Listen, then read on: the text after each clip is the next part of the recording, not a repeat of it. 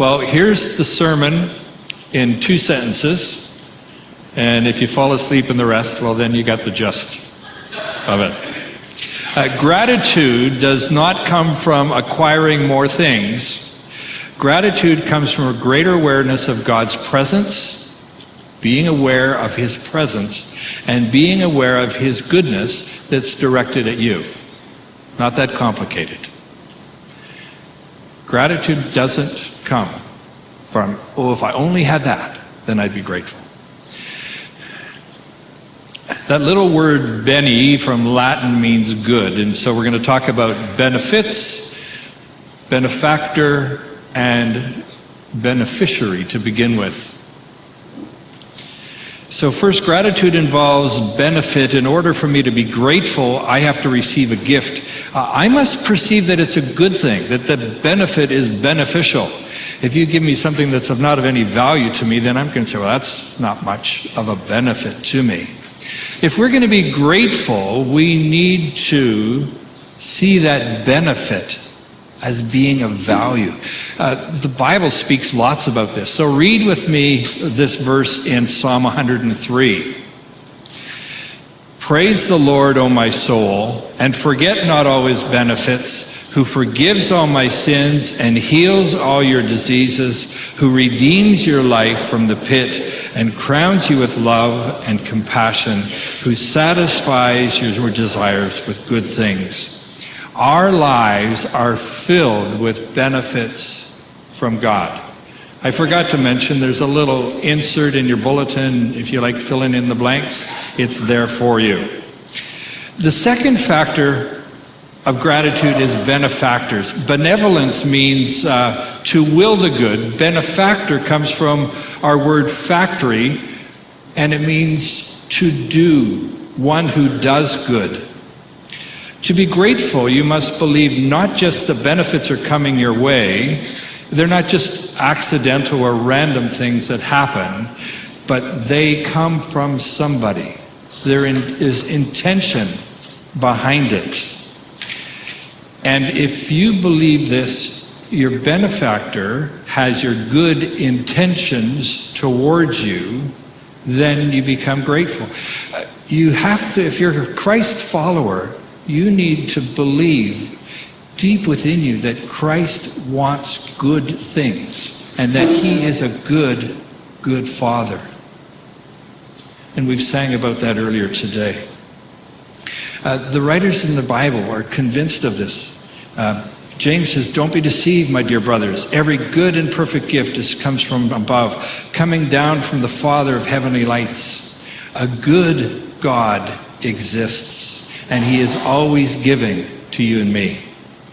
So there is a benefit, good gifts, a benefactor, a good God, and then there needs to be a beneficiary, and that is you and me. We are the beneficiaries of God's good gifts that He gives to us. For there to be gratitude, the beneficiary, you and me, need to believe and convinced that we did not earn or deserve. Let me put that in a bit of an illustration.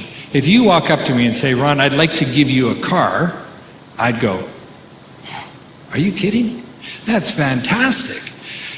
I can't believe you want to give me a car. I would be extremely grateful for that because I didn't do anything to earn it or deserve it. Just for the record, I like my car. I don't need a car. On the other hand, if I said to you, I hear you're selling your car, what are you wanting for it? And you say, well, I want about $10,000. It's a good car. And I say, yeah, that sounds fair. I give you a check for $10,000 and you give me the key. Am I going to fall all over you and say, thank you, this is so wonderful? No, because I paid for it. I earned it. I deserve it. So, as beneficiaries, if we're going to be grateful, We have to understand that God's gifts, good gifts to us, there's nothing we did to earn them or deserve them. He just showers his goodness upon us. Here's the challenge, though. Part of our nature, our fallen nature as a human race, is that it's easy for us to feel entitled. We believe that gifts naturally belong to us. And the more we think we're entitled, the less grateful we are. And the bigger our sense of entitlement,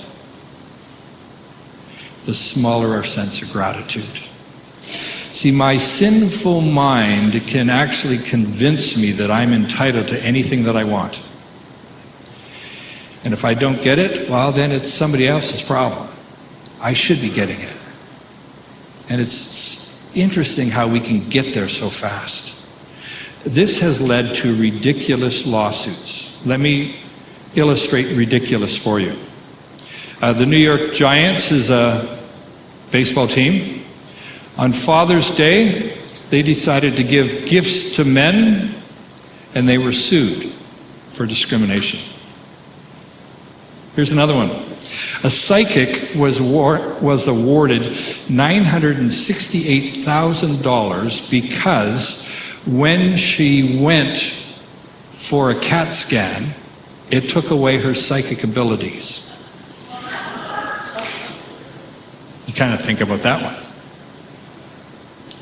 If she was a psychic, why did she have to have a CAT scan to figure out what was wrong?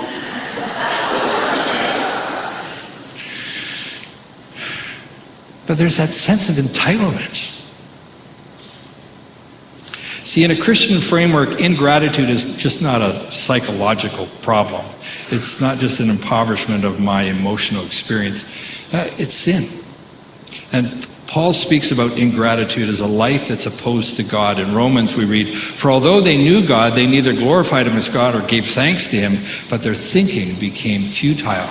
They perceived themselves to be entitled, to be owed. They didn't see themselves as grateful recipients of this amazing grace that Josh sang to us about. So the Bible's word for ingratitude is grumbling.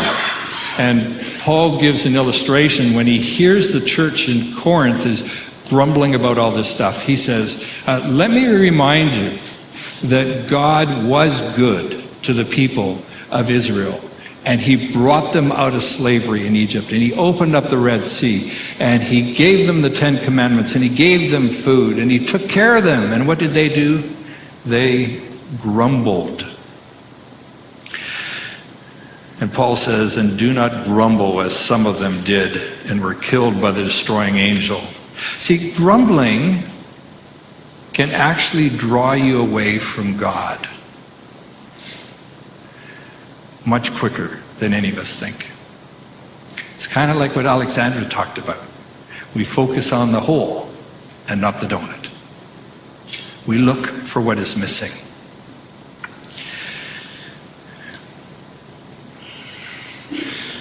So, how do we become more grateful? Jesus lived a grateful life, and part of the reason Jesus lived a grateful life is because the Jewish tradition that he was raised in, they trained intensely to be grateful. And let me tell you how they did it. They had two forms of prayer that they prayed every day. One was called the Shema, and the Shema is from Deuteronomy chapter 6, verses 4 and 5. Read that with me. I think it's on the slide. Hear, O Israel, the Lord our God, the Lord is one. Love the Lord your God with all your heart and all your soul and with all your strength. Why? Because he is our great benefactor. They prayed that every day. Love the Lord your God with all your heart, all your soul, and all your mind. They had a second prayer that they prayed. It was called the 18. The long version of it was called the 18 benedictions. Remember, there's that word again, beni, meaning good. Diction would be words, good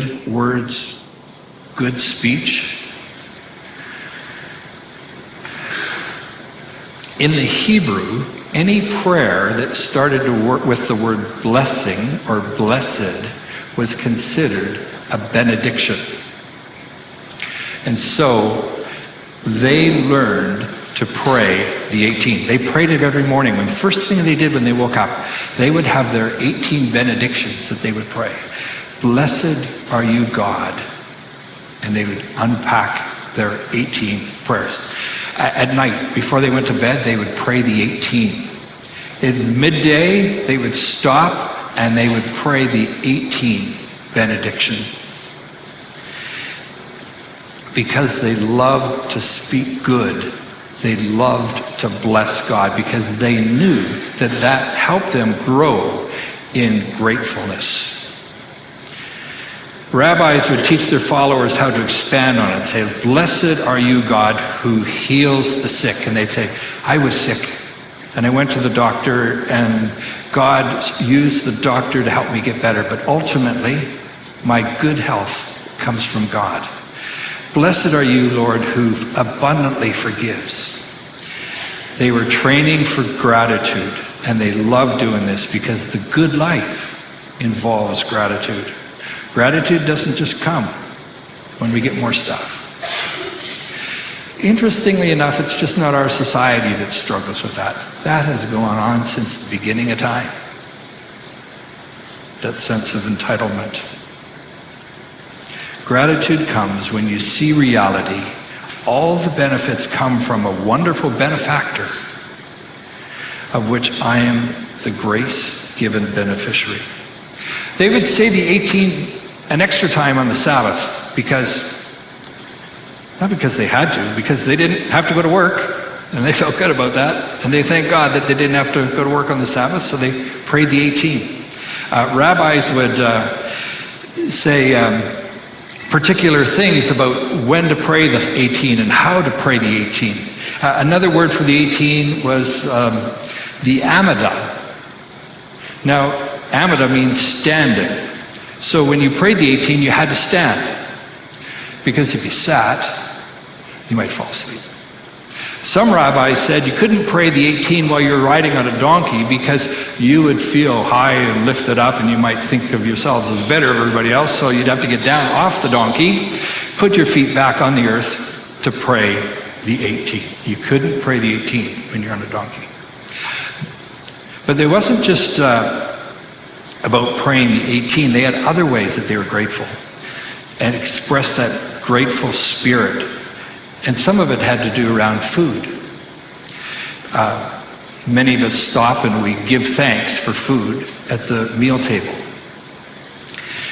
Some rabbis actually taught that you had to give thanks where you received the food. So if you stopped and had a snack, and then you continued on your journey, and then you said, oh, I forgot to give thanks. You couldn't just go to the side of the road and give thanks. You actually had to go back to where you ate the food and give thanks there. So it's kind of like, Tony, do you want to get pizza on the way home? So we stop at Pizza Hut, pick up the pizza, go home. Oh, we forgot to say thanks at Pizza Hut. So now we drive back to Pizza Hut so we could say thanks to God for the food, and then we come home and eat cold pizza. But it's a little bit ridiculous, but they just said we have to learn to be grateful. And so they are very strict about this. They would pray the 18 in the afternoon, and often they would go to the temple to pray the 18. We see this in Acts chapter 3 when it says Peter and James went to the temple at 3 o'clock in the afternoon to pray, because they always prayed at 3 o'clock. And they went to the temple because they said that is where the presence of God. They think back to when God visited them in the tabernacle. God's presence was made manifest to them in the temple. And so Peter and James go back to the temple and the other early disciples to pray. Because the disciples were all raised in this Jewish worldview, when they asked Jesus, teach us to pray, they're saying, as our rabbi, how do you want us to pray the 18? And Jesus said, pray like this: Our Father, who art in heaven, hallowed be thy name, or blessed be your name. And in the early church, they prayed the Lord's Prayer 3 times a day: in the morning, 3 o'clock in the afternoon, and the evening. And on the Sabbath, or on the Sunday, when they switched from worshiping from Saturday to Sunday in celebration of the resurrection, they prayed it twice. It was the 18 for the early church. But they knew that they were training themselves to be grateful. Grateful, not just around food and where to pray the 18. They learned to be grateful for their circumstances, for the people in their life. You may have noticed that gratitude arises in imperfection. We need to learn, while it's easy to thank God for people that we get along with, it's a little more difficult to thank God for people that we have trouble getting along with, or when situations and circumstances are difficult.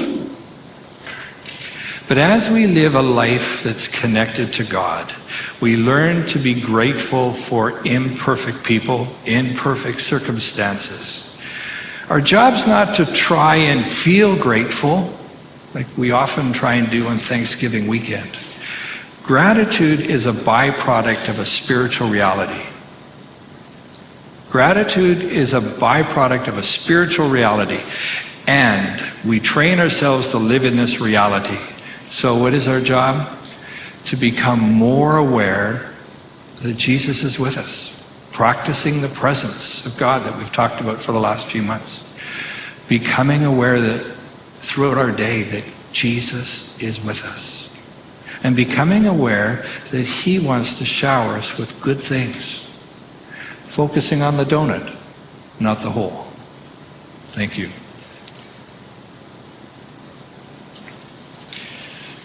If I wait for perfect people, perfect circumstances to be grateful, you know as well as I do, you're going to spend your whole life waiting.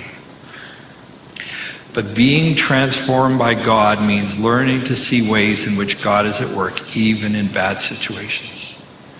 The Bible says, I know that in all things, God, you are working for good. Many of you know this from experience. And I'm getting to know enough of you that many of you are going through rough times right now. Some of you are caring for aging parents, and that's a challenge.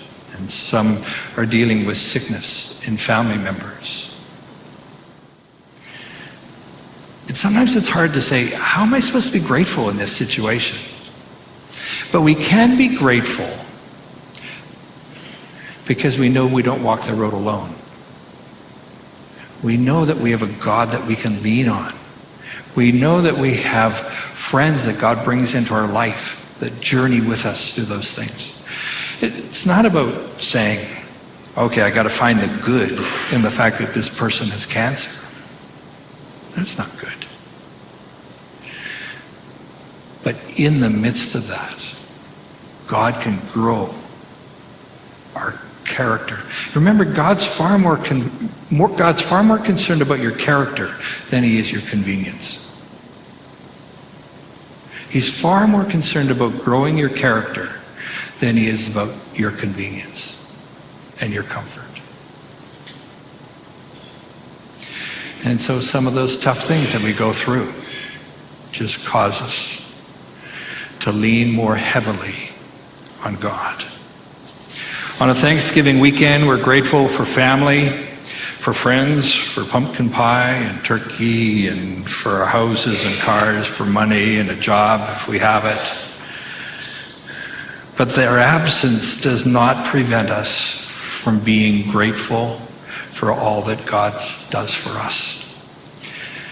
As followers of Jesus, in plenty or in need, in palace or prison, I can remember that I am the beneficiary of a benefactor who wants to shower me with good benefits. God is so good. He's so good to me. And the reason God is so good to me is because he's a good God. And we need to understand more clearly that God's not this policeman up in the sky that's trying to whack us when he thinks we're doing something wrong. God wants to shower goodness on us. He just says, be aware that I walk with you throughout the day. Be aware that I am a good, good Father and desire good for you, even when you're going through difficult times. So, I've got some homework for you. Whether you choose to do it or not, that's up to you. But here's your homework assignment. Number 1, take time to write a gratitude letter. Think of somebody who has impacted your life for good. Somebody that you've known for quite a while. It could be a friend, a mentor, somebody that your life would be very different if they hadn't intersected your life. Take time and write a letter, not just a postcard, an actual letter. Give it some time. 300 words, 1 page. So that you just can't rustle that off in 2 or 3 minutes. Once you have that letter written, phone them and say, can we get together for coffee? Don't tell them why. And then read the letter to them. Look them in the eye, read the letter to them. Say, this is why I am so grateful to God for you. This is how God has used you to impact my life. And it's best, choose somebody that it might actually be a surprise to them that they've had that kind of impact on your life. I can guarantee that if you do that with God, you will be more joyful than if you decide not to do it. Here's the second one. Begin to pray your own benedictions. Starting with 18 might be a little overwhelming. So why don't you just start with 4? At the end of your day, just take time to write out 4 things that you say are grateful for. You can use the way the Hebrew scriptures did it. Blessed are you, God, because you provided for me this day.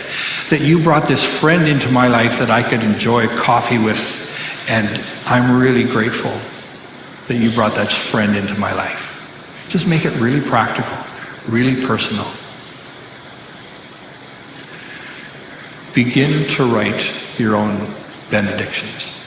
It's not about trying to be grateful. It's just showing up, reflecting on your day, taking time to write. God, you have blessed me in this. The musicians are going to play, and then we're in a few minutes, we're going to have a prayer and sing our final song. But I want you to take this moment just to think through.